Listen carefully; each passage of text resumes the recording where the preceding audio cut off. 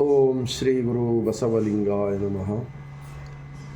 ಜಗಜ್ಯೋತಿ ಮಹಾತ್ಮ ಬಸವಣ್ಣನವರನ್ನು, ವಿಶ್ವಜ್ಯೋತಿ ಅಕ್ಕ ಮಹಾದೇವಿರವರನ್ನು, ಸಕಲ ಶಿವಶರಣರನ್ನು ಎನ್ನ ಹೃದಯ ಮಂದಿರದಲ್ಲಿ ನೆನೆಯುತ್ತಾ, ವಿಶ್ವದ ಮೊಟ್ಟ ಮೊದಲನೇ ವಿಶ್ವ ಸಂವಿಧಾನ ಅನುಭವ ಮಂಟಪದ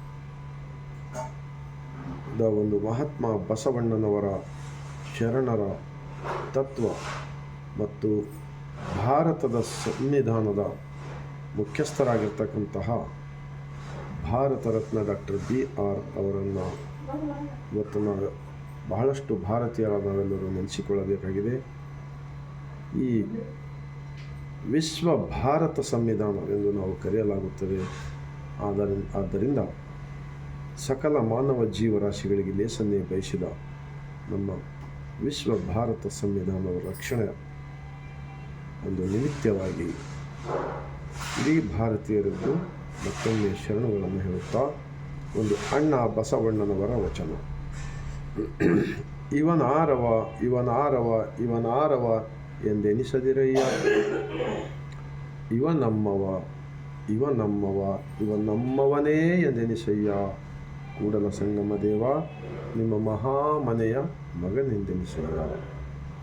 ಮಹಾತ್ಮ ಬಸವಣ್ಣನವರ ಆಶಯದೊಂದಿಗೆ ಭಾರತೀಯರಾದ ನಾವೆಲ್ಲರೂ ಪ್ರತಿಯೊಬ್ಬ ಮಾನವನು ನಮ್ಮಂತೆ ಇದ್ದಾನೆ, ಎಲ್ಲರಿಗೂ ಒಬ್ಬನೇ ಜಗದೀಶ ಇದ್ದಾನೆ, ಎಲ್ಲರ ಒಳಗೆ ಒಬ್ಬನೇ ಇದ್ದಾನೆ ಅಂತಕ್ಕಂಥ ಭಾವನೆ ಇಟ್ಟುಕೊಂಡು ಬದುಕುವ ಒಂದು ಇವತ್ತಿನ ಆಶಯದೊಂದಿಗೆ ಇನ್ನೊಂದು ಮಹಾತ್ಮ ಬಸವಣ್ಣನವರ ವಚನ. ಜಾತಿ ಹಿಡಿದು ಸೂತಕವನ್ನು ಅರಸುವೆ, ಜ್ಯೋತಿ ಹಿಡಿದು ಕತ್ತಲೆಯನ್ನು ಅರಸುವೆ, ಇದೇಕೋ ಮರಳ ಮಾನವ ಜಾತಿಯಲ್ಲಿ ಅಧಿಕನೆಂಬೇನು, ವಿಪ್ರರು ಶತಕೋಟಿಗಳಿದ್ದಲ್ಲಿ ಫಲವೇನು, ಭಕ್ತ ಶಿರೋಮಣಿ ಎಂಬುದು ವಚನ. ನಮ್ಮ ಕೂಡಲ ಸಂಗನ ಶರಣರ ಪಾದ ಪರುಷ ನಂಬು, ಕೆಡಬೇಡ ಮಾನವ ಕೆಡಬೇಡ ಮಾನವ. ಪಾದವೆಂದರೆ ಜ್ಞಾನ. ಮಹಾತ್ಮ ಬಸವಣ್ಣನವರು ಮತ್ತು ಶರಣರು ಇಡೀ ಜಗತ್ತಿನ ಮಾನವ ಜೀವರಾಶಿಗಳ ಕಲ್ಯಾಣಕ್ಕಾಗಿ ತ್ಯಾಗ ಬಲಿದಾನವನ್ನು ಮಾಡಿದ್ದಾರೆ. ಅದೇ ರೀತಿ ಭಾರತದ ಒಂದು ಸ್ವತಂತ್ರಕ್ಕಾಗಿ ಹೋರಾಟ ಮಾಡಿ ಅನೇಕ ಜನರು ತ್ಯಾಗ ಬಲಿದಾನವನ್ನು ಮಾಡಿದ್ದಾರೆ. ಇಂತಹ ಭಾರತದ ಸಂವಿಧಾನದ ಒಂದು ಆಶಯಗಳನ್ನು, ವಿಶ್ವ ಸಂವಿಧಾನದ ಆಶಯಗಳನ್ನು ನಾವೆಲ್ಲರೂ ಕೂಡಿ ರಕ್ಷಣೆ ಮಾಡೋಣ.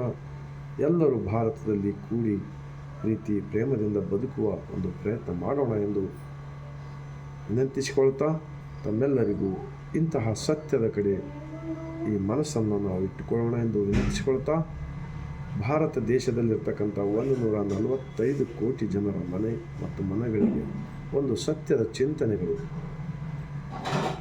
ಪ್ರಚಾರವಾಗಲಿ ಎಂದು ವಿನಂತಿಸಿಕೊಳ್ತಾ, ಕೊನೆಯದಾಗಿ ಸರ್ವರಿಗೂ ಬಾಗಿದ ತಲೆ ಮುಗಿದ ಕೈಲಿಂದ ಶರಣು.